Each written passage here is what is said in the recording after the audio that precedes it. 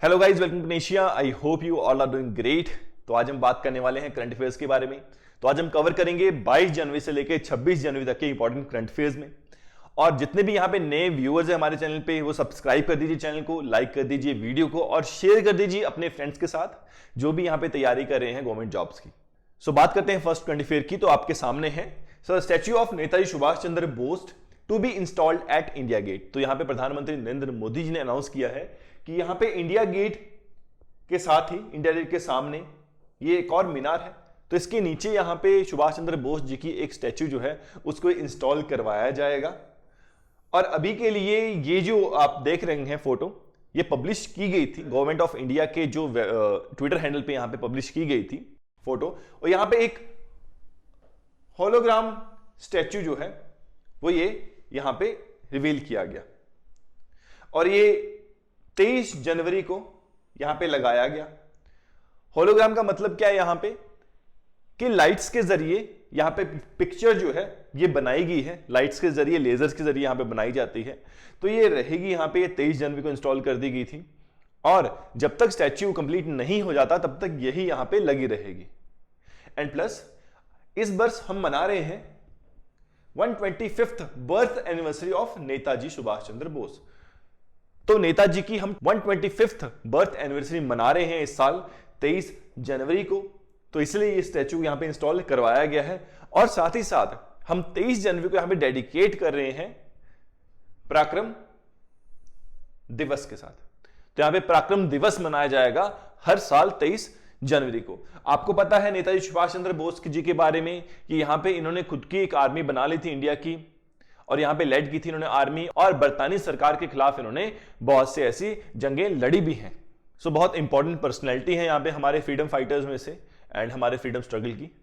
आपके सामने है नेताजी सुभाष चंद्र बोस जी। तो चलिए बात करते हैं जो नेक्स्ट है हमारे पास यहां पे। सो नेक्स्ट है आपके पास द मोस्ट पॉपुलर लीडर। तो ये वर्ल्ड लीडर्स की हम बात कर रहे हैं। तो ये एक सर्वे करवाया गया था बाय द मॉर्निंग कंसल्ट, और मॉर्निंग कंसल्ट वालों ने सर्वे किया था। और इस सर्वे के दौरान ये पता लगा है, जब सर्वे खत्म हुआ तो उसमें सबसे ज्यादा जो हाई रैंकिंग या रेटिंग मिली वो मिली प्रधानमंत्री नरेंद्र मोदी को, जो कि इंडिया से हैं। एंड सेकंड यहां पे अगर हम बात करें तो 6th रैंक पे रहे यहां पे जो बाइडेन यूएसए के। तो चलिए बात करते हैं इस लिस्ट के बारे में। तो इसको करवाया गया था मॉर्निंग कंसल्ट के द्वारा, global leader approval among all adults. ये सर्वे करवाया गया था, इन्होंने किया था, जिसमें मोदी जी को 71% यहां पे मिली है। और बात करें हम बाइडेन की तो ये 6th रैंक पे है, इनको 43 मिली है। इसके बाद कनाडा के जो प्राइम मिनिस्टर है इनको मिली है ट्रूडो, एंड उसके बाद मॉरिसन, ये ऑस्ट्रेलिया के स्कॉट मॉरिसन, एंड ऐसे सभी के यहां पे नाम बताए गए हैं। तो ये आप जरूर याद रखेंगे मोदी जी के बारे में कि ये 1st रैंक पे रहे, 71 इनकी रैंक परसेंटेज थी। एंड प्लस ये किसने करवाया था? मॉर्निंग कंसल्ट ने। तो चलिए बात करते हैं जो नेक्स्ट है हमारे पास। सो नेक्स्ट है आपके सामने करंट अफेयर। सो ये है करंट अफेयर अबाउट द अमर जवान ज्योति। अमर जवान ज्योति को अब से इमर्ज कर दिया गया है नेशनल वॉर मेमोरियल की फ्लेम में। तो बहुत ही पॉलिटिकल ये इशू भी बना है जब इस फ्लेम को यहां पे इमर्ज किया गया, बिकॉज अमर जवान ज्योति जो बनवाई गई थी या फिर स्थापित की गई थी, ये की गई थी इंदिरा गांधी सरकार के द्वारा, मतलब कांग्रेस सरकार के द्वारा। और ये जो नेशनल वॉर मेमोरियल बनवाया गया है, ये बनवाया गया है बाय बीजेपी की सरकार, बाय नरेंद्र मोदी।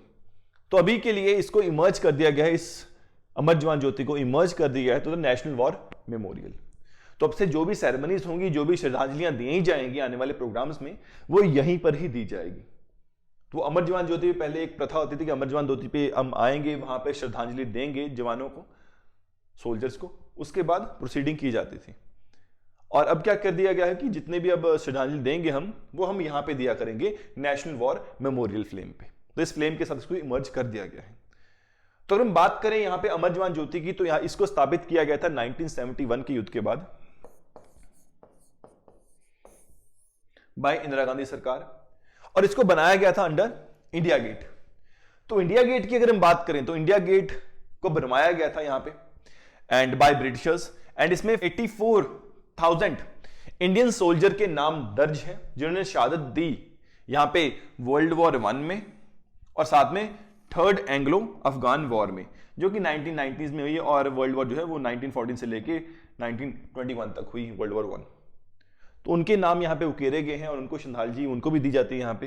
पर इंदिरा गांधी सरकार ने यहाँ पे अमर जवान ज्योति यहाँ पे रखवाई, और इसमें जो बांग्लादेश रिबलेट करवाया था हमने 1971 में, ये उसके बाद यहाँ पे रखवाई गई थी। बट बहुत सी ऐसी लड़ाइयां हैं जिनको अभी तक हम उनकी मेमोरियल नहीं बनाए हैं प्रॉपरली। जैसे हम बात करें 1947 का युद्ध, जैसे इंडिया आजाद होता है उसके बाद ही पाकिस्तान के साथ वॉर होती है, एंड देन 1965, देन 1999, देन 1972-71, और बहुत सी ऐसी लड़ाइयां हैं जो हमने लड़ी हैं, और बहुत से ऐसे फ्रंट्स हैं जहां पे उनकी शहादत हुई है। इसलिए यहाँ पे ये जो फ्लेम है अमर जवान ज्योति की, इसको इमर्ज कर दिया गया with the national war memorial के साथ। और अब से यहाँ पे हर एक लड़ाई में जितने भी हमारे यहाँ पे जवान शहीद हुए हैं सभी के नाम यहाँ पे दर्ज हैं। तो अब से यहाँ पर होगी सारी जितने प्रोटोकॉल्स हैं यहाँ पे श्रद्धांजलि के, यहाँ पे अब उनको फुलफिल किया जाएगा। तो ये जो इमर्ज किया गया है फ्लेम को, इसमें यहां पे प्रेजेंट रहे स्टाफ, हमारे जो integrated defence staff chief air marshal Balabhadra Radha Krishnan ji यहां पे प्रेजेंट रहे, ये याद रखेंगे। तो चलिए चलते हैं नेक्स्ट बस। सो नेक्स्ट है हमारे पास यहां पे सुप्रीम कोर्ट ने एक वर्डिक्ट दिया है। क्या है verdict? The daughters to inherit fathers self acquired property in absence of will और एनी अदर लीगल हायर। ये सुप्रीम कोर्ट ने कहा है कि जो अब से गर्ल चाइल्ड है उसको अब इनहेरिट हो जाएगा जितना भी उसके फादर के पास संपत्ति है जो इन्होंने एक्वायर की है। अगर फादर ने कोई भी विल नहीं बनाई है, अगर फादर का कोई लीगल हायर नहीं है, तो यहां पे जो डॉटर है, गर्ल चाइल्ड है, उसको ये संपत्ति चले जाएगी ऑटोमेटिकली।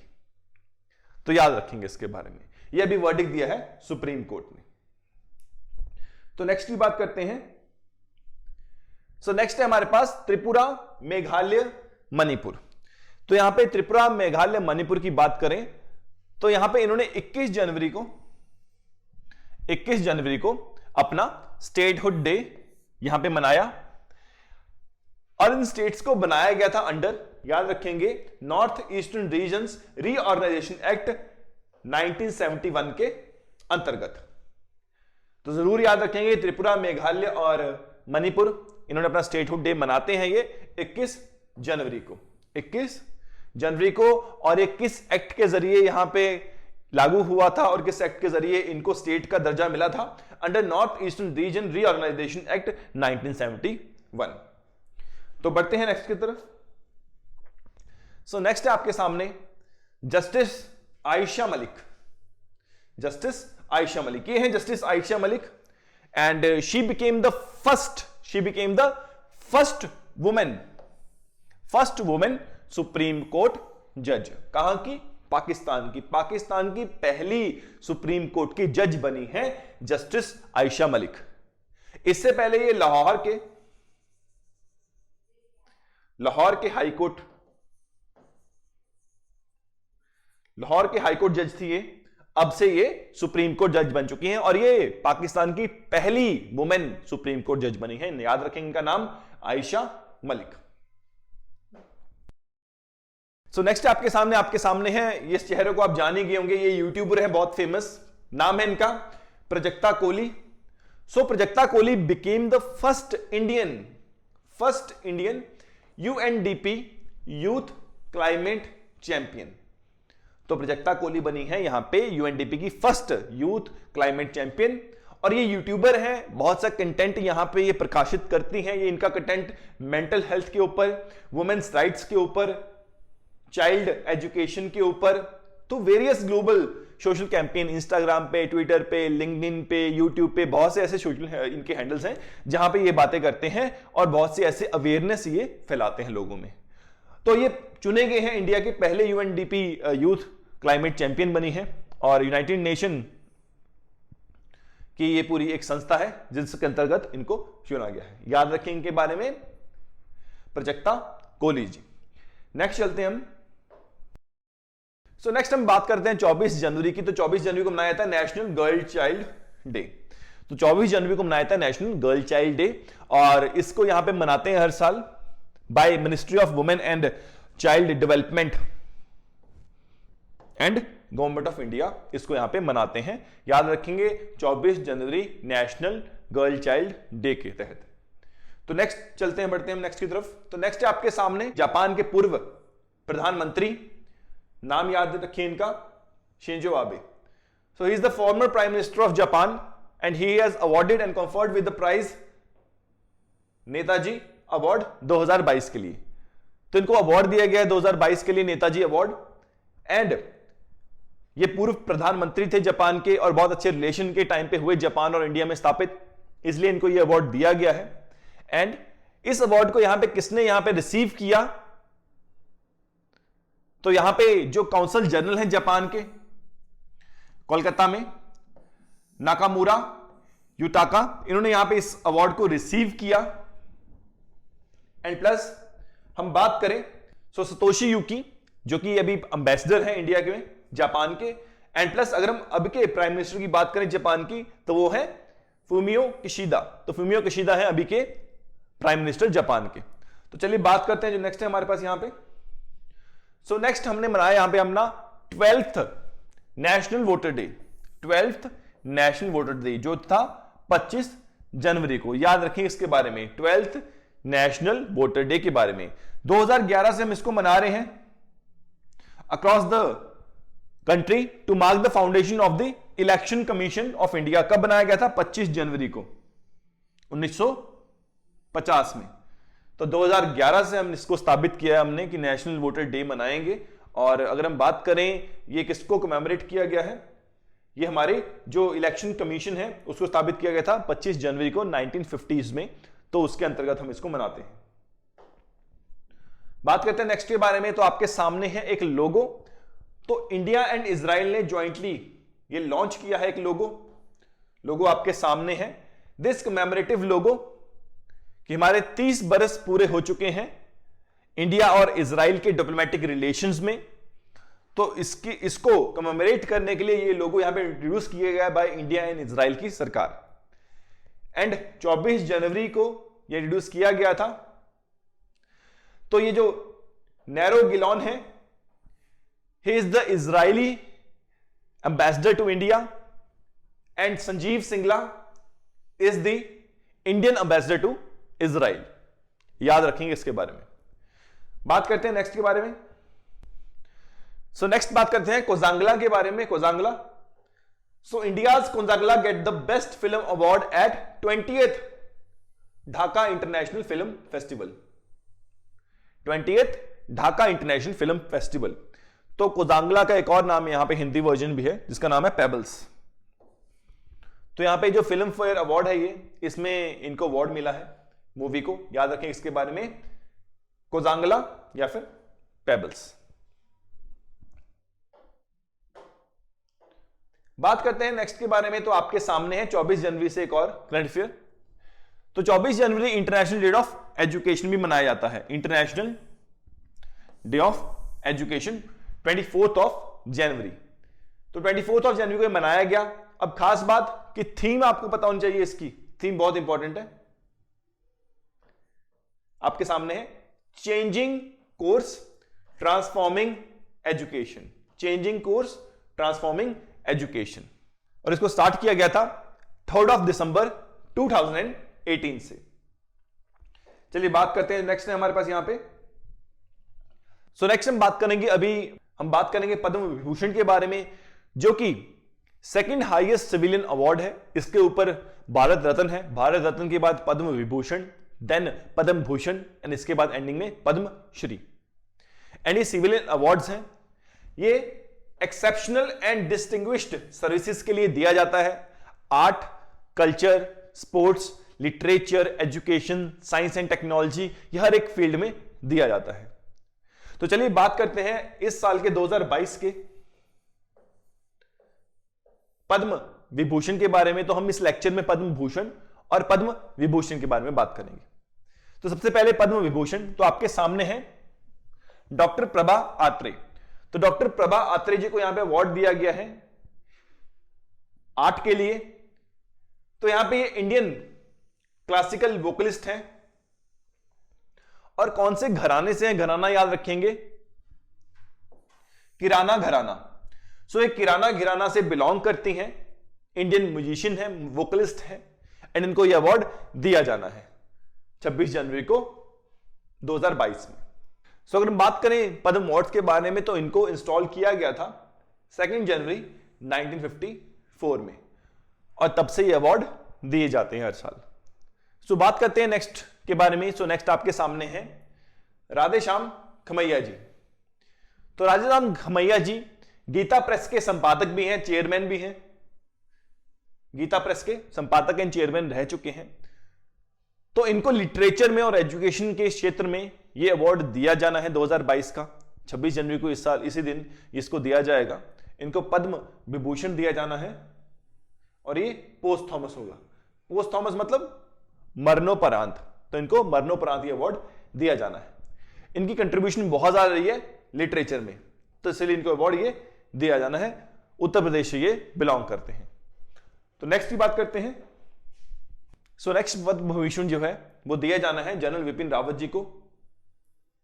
आप सभी जानते होंगे पूर्व सीडीएस भी हैं, चीफ ऑफ डिफेंस स्टाफ रह चुके हैं और रिसेंटली दिसंबर 2021 में एक हेलीकॉप्टर एक्सीडेंट में इनकी डेथ हो गई थी। तो इनको पोस्टथॉमस ये अवार्ड दिया जाना है, Padma Vibhushan general Bipin Rawat. Then moving forward इनको ये अवार्ड मिला है सिविल सर्विसेज में, सिविल सर्विसेज में। मूविंग फॉरवर्ड आपके सामने है former UP CM Kalyan Singh. ये यूपी के पूर्व चीफ मिनिस्टर भी रह चुके हैं।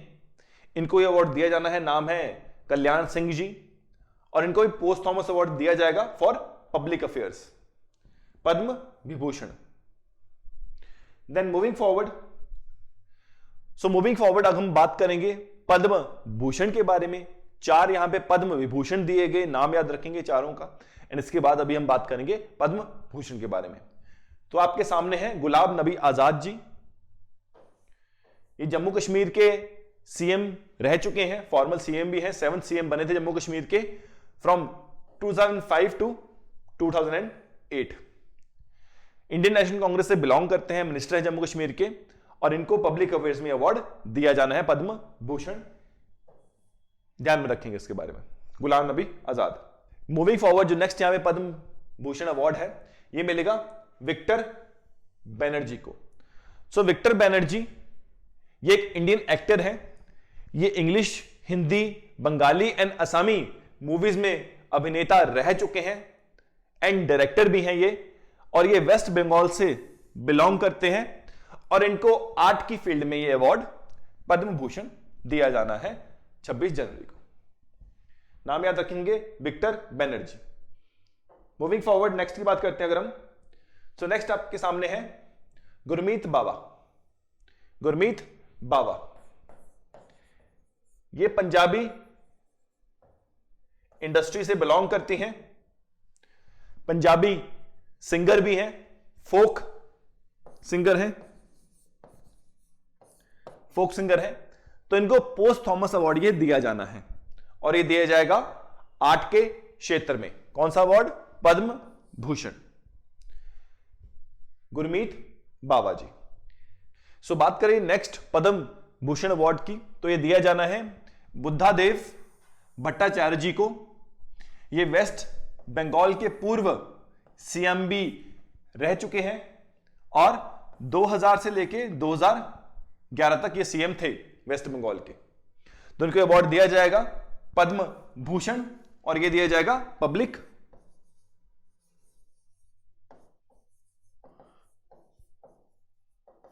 अफेयर्स में, पब्लिक अफेयर्स में। सो नेक्स्ट हम बात करते हैं नेक्स्ट पद्म अवार्ड की। तो आपके सामने है यहां पे नेक्स्ट पद्म विभूषण के विजेता नटराजन चंद्रशेखरन। तो नटराजन चंद्रशेखर को ट्रेड एंड इंडस्ट्री के क्षेत्र में यहां पे दिया जाएगा पद्म भूषण अवार्ड। कहां से बिलोंग करते हैं ये? महाराष्ट्र से। नाम याद रखेंगे इनका, नटराजन चंद्रशेखरन। सो बात करते हैं नेक्स्ट करंट अफेयर के बारे में। तो आपके सामने है कृष्णा एला और सुचित्रा एला। तो कृष्णा एला, सुचित्रा एला दोनों को ही यहां पे पद्म भूषण दिया जाएगा डुओ में। मतलब ये अब तक इंडियन हिस्ट्री में, पद्म अवार्ड्स की हिस्ट्री में पहली बार है यहां पे कि यहां पे दोनों को इकट्ठा ही यहां पे अवार्ड दिया जाएगा। दोनों ही यहां पे हस्बैंड वाइफ हैं और दोनों ही यहां पे फाउंडिंग मेंबर भी थे भारत बायोटेक के, और इनका बहुत ज्यादा यहां पे योगदान है कोवैक्सीन बनाने में, इसलिए यहां पे इनको ये अवार्ड दिया जाना है पद्म भूषण। तो बात करते हैं नेक्स्ट के बारे में। सो नेक्स्ट अगर हम बात करें, आपके सामने है मधुर जेफरी। मधुर जेफरी सो ये यूएसए की सिटीजन है, बट ये बहुत ज्यादा यहां पे इंडियन कुजीन को, इंडियन खाने को बहुत ज्यादा इन्होंने फैलाव किया अपनी बुक्स के द्वारा। हर जगह इन्होंने अपनी बुक्स के जरिए इंडियन जो कुकिंग है उसको यहां पे फैलाया और एक्सपेंड किया वर्ल्ड वाइड। तो इसी कार्यवर्ष इनको यह अवार्ड दिया जाएगा पद्म भूषण। नाम याद रखेंगे मधुर जेफरी। सो नेक्स्ट बात करते हैं, जो नेक्स्ट है यहां पे पद्म भूषण अवार्ड के विजेता, ये हैं देवेंद्र झाझड़िया। ये एक Indian para Olympic javelin thrower हैं और इन्होंने बहुत से अवार्ड जीते हैं, बहुत से। तो यहां पे बात करें तो इनको गोल्ड मेडल मिला था एथेंस में, गोल्ड मेडल मिला था, देन इनको रियो में, और यहां पे एशियंस में भी इनको यहां पे सिल्वर मेडल मिला था। सो बहुत से पदक इन्होंने जीते हैं इंडिया के लिए, इंडिया को रिप्रेजेंट करते हैं पैरालंपिक्स में। नाम है देवेंद्र झाझड़िया और इनको यह अवार्ड मिला है पद्म भूषण से सम्मानित किया गया है इस साल 2022 में। सो बात करें नेक्स्ट के बारे में, तो आपके सामने है रशीद खान। ये है रशीद खान, ये इंडियन म्यूजिशियन है और कौन से घराने से बिलोंग करते हैं, तो यह है रामपुर सैसवान घराना। तो रामपुर सैसवान घराने से बिलोंग करते हैं, म्यूजिशियन है और आर्ट के फील्ड में इनको ये पद्म भूषण अवार्ड दिया जाना है। नाम याद रखेंगे रशीद खान, पद्म भूषण से सम्मानित। मूविंग फॉरवर्ड नेक्स्ट की बात करें, सो नेक्स्ट है आपके सामने राजीव महर्षि। तो राजीव महर्षि को सिविल सर्विसेज के क्षेत्र में यहां पे पद्म भूषण से सम्मानित किया जाएगा 2022 में। राजस्थान से बिलोंग करते हैं, आईएएस ऑफिसर हैं और गवर्नमेंट ऑफ इंडिया में बहुत से कार्यभार इन्होंने, बहुत सी डिप्लोमेटिक पोजीशन में इन्होंने काम भी किया है और बखूबी निभाया है उनको। नाम है राजीव महर्षि और इनको किया जाएगा सम्मानित पद्म भूषण से। मूविंग फॉरवर्ड बात करते हैं नेक्स्ट के बारे में, तो ये आपके सामने है सत्या नडेला जी। सो सत्या नाडेला यूएसए के सिटीजन हैं, इंडियन ओरिजिन से हैं और सीईओ है माइक्रोसॉफ्ट के। तो ट्रेड एंड इंडस्ट्री के फील्ड में इनको पद्म विभूषण से सम्मानित किया जाएगा 2022 में 26 जनवरी को। नाम याद रखेंगे सत्य नडेला और माइक्रोसॉफ्ट के सीईओ है। मूविंग फॉरवर्ड आपके सामने है Sundararajan Pichai. Sundararajan Pichai trade and industry की फील्ड में इनको यह अवार्ड दिया जाना है पद्म भूषण।